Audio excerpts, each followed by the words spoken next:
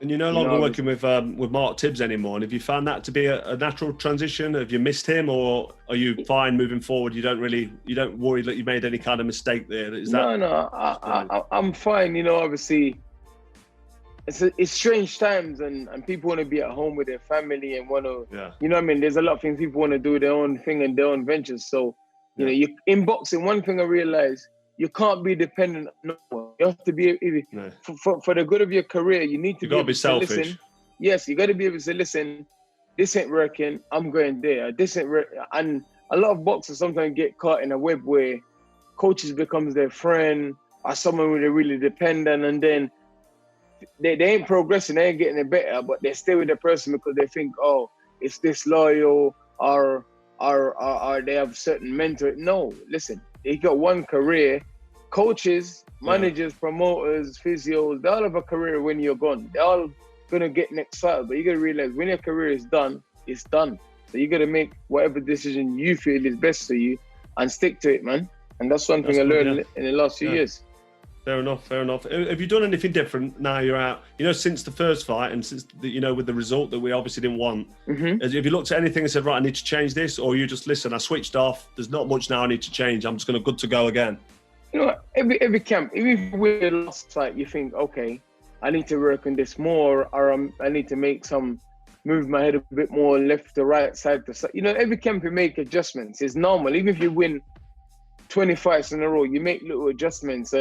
And this time we've been in already, we know you never know what to expect fully, but you have an idea what he's going to do, and you have an idea of your strength and his strength. And then, you know what I mean, you have an idea, okay, he was there after 3 rounds, he was there for 2 rounds. So it's little adjustments that we'll make, but we won't really change much. You know, I was in shape, I was fit. And that's one of the hardest things for fighters, is getting in shape and getting fit. I can imagine as a fighter, and if I put myself in your position, you'd be feeling confident and you'd be feeling probably more relaxed than the first one, which I know you said earlier, but I can relate to that. So you feel confident you can do the job, you feel relaxed and comfortable. The team you've got around you is perfect because you was fit for the job in the first one. It works. You don't need to change anything. It was working. You now know you can beat him, you know you can outbox him. It comes down to you as a fighter to make the little mental adjustments, like you say, staying switched on for longer, obviously, being a bit more motivated in stage, and remember that obviously the dangers and stuff like that. And then that's what it comes down to, because your coaches can tell you 100 things. People can tell you, it's all about you at the end of the day, and that's it.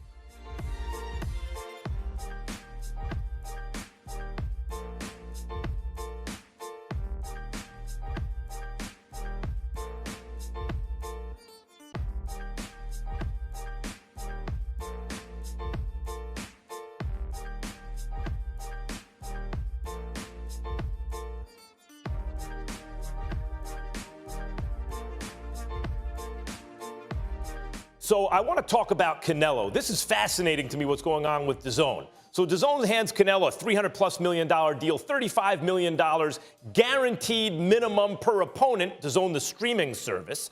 But the thing is, he has to fight, stipulated in the contract, premium opponents. And at dispute now, according to DAZN, is what constitutes a premium opponent. Golden Boy, Canelo's promoter, has put forth Billy Joe Saunders, undefeated. He has some nice wins, very good boxer, not the most exciting style in the world. And Callum Smith, who's certainly a premium opponent. Why wouldn't Callum Smith be a premium opponent? And DAZN, it's widely considered by many, maybe because of the pandemic and the financial crunch, doesn't want to meet that minimum guarantee unless it's Triple G maybe, or a premium opponent. I think that I side with Canelo here, except that I don't mind always this idea that the fans maybe would like to see the fights they actually want to see, right? Canelo against Triple G, or even if you think Billy Joe Saunders is as good as one of the Charlo brothers, a guy who may be a little more box office or a little more of an exciting style. Where are we with this right now, Mike? What's the latest? Max, it's been a giant mess all along. Never good when the top star in the sport is sidelines. But right now, we had a 10-hour mediation, I'm told, on Tuesday. It was Canelo and his lawyer, DAZN COO Ed McCarthy, DAZN's legal team, and then Oscar De La Hoya and Golden Boy president Eric Gomez mediating with a mediator on Tuesday trying to sort this out. A big thing that happened there was finally Canelo got to see that contract between Golden Boy and DAZN, and DAZN got to see that pact between Golden Boy and Canelo, which they've been a little bit in the dark during all of this. And at the end of this, I'm told DAZN offered a new revised deal, which is going to pay Canelo a little bit more than $20 million guaranteed, plus upside for how many subscribers he brings in for each event. So really, it's the pay-per-view model that they said was all dead all along.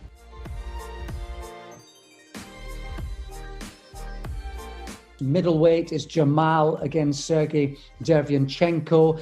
Derevyanchenko is used to fighting taller guys. He's given away 3 inches in height, 6 inches in reach to Jermall in this one. The bookies have got it only just as Charlo is a slight odds-on favourite. Derevyanchenko 6-4 against. It tells you how good this is. I mean, you consider Derevyanchenko's only lost twice to Golovkin and to Danny Jacobs, and he went down early in both of those fights to kind of put him at a disadvantage on the cards, and he ended up chasing both of them, and he fought valiantly. This is a really good matchup. I just favour Charlo. I think he's got the range and the boxing skills, and he might just be a little bit fresher. But Derevyanchenko, he always comes to fight. He will give it a go. There's no doubt about it.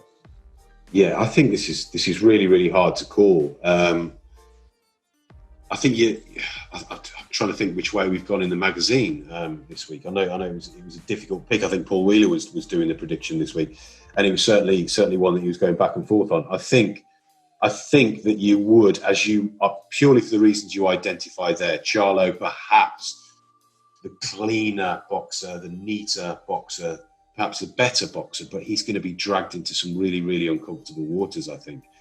I think I would just about favour Charlo, but I'd be very interested in looking at the odds on this one, actually, because the upset is but it wouldn't be that much of an upset, would it?